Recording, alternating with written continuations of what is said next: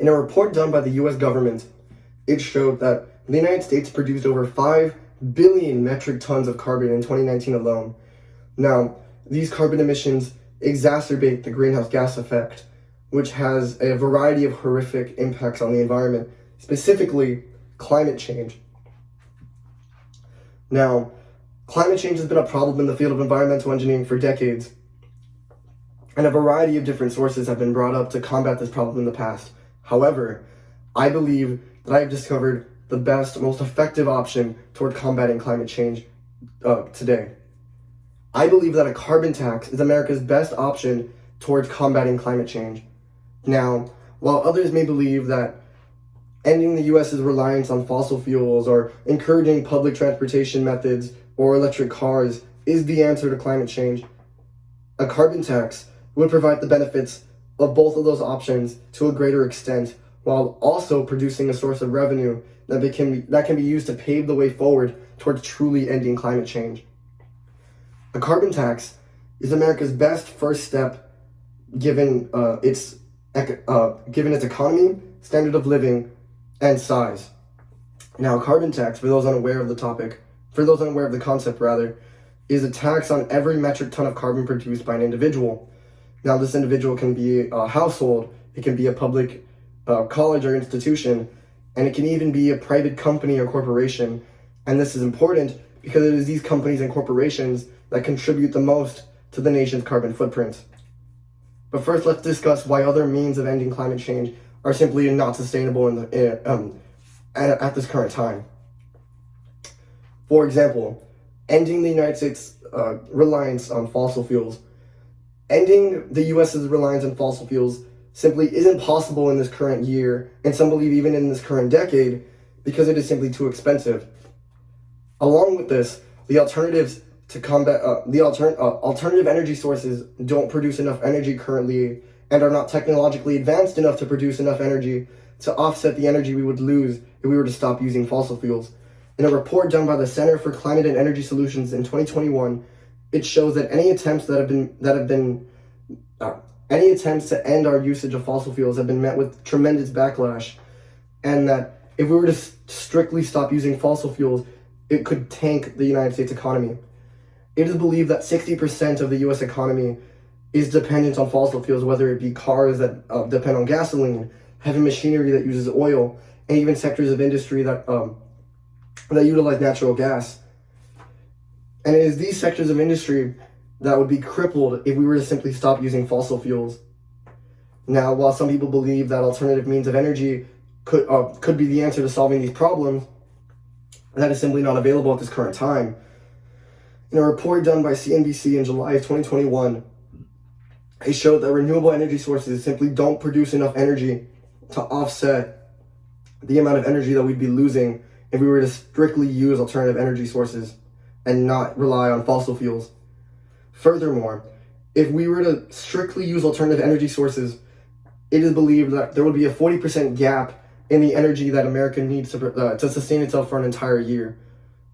Now, this 40% gap could result in rolling blackouts and could even result in a failure of the nation's electrical grid outright due to the lack of power that it would need to sustain itself. This showcases that ending the United States' reliance on fossil fuels is simply not a feasible solution at this time.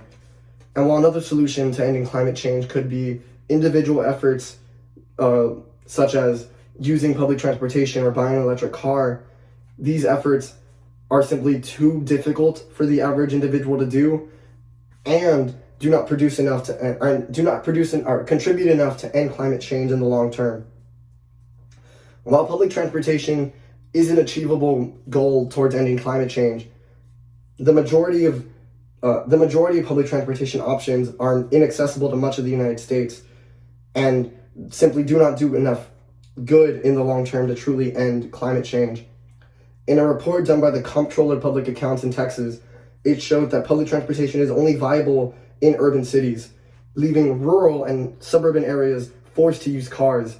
Along with this, rural areas that house farmers and oil workers would not benefit from the use of public transportation simply because these workers require heavy machinery that can only be hauled and towed using trucks that use diesel.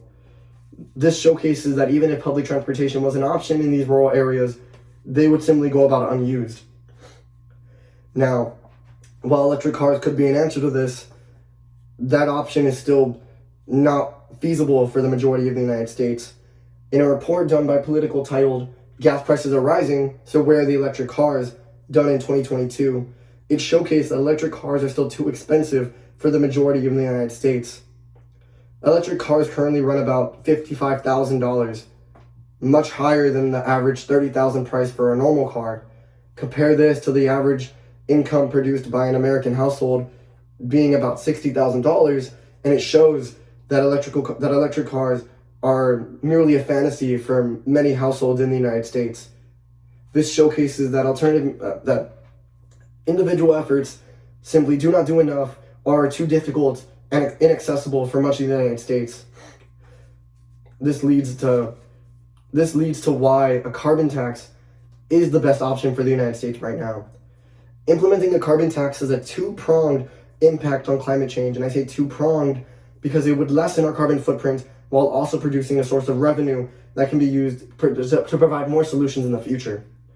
In a report done by the Political Economic Research Institute in 2021, it showed that a carbon tax would have almost negligible impacts on American households while putting pressure on corporations to reduce their carbon footprint. And this is due to simply the intense difference in carbon footprint sizes compared from an average household to a major corporation. The average American household produces about 64 tons of carbon a year. And while this may sound like a lot, compare this to Vistra Energy, who in 2019 alone produced over 106 million tons of carbon, thus showcasing the sheer difference in carbon emissions produced by an average household to a major company. Along with this, the revenue generated by a carbon tax could be put towards projects that would make previously infeasible options more achievable in the future. A carbon tax is a realistic, long-term solution to climate change in the United States and could produce revenue that could that could fund research into options that are currently not accessible right now. If the United States simply charged $10 per ton of carbon, that would produce $50 billion every year. This revenue can be put into research that could make into research.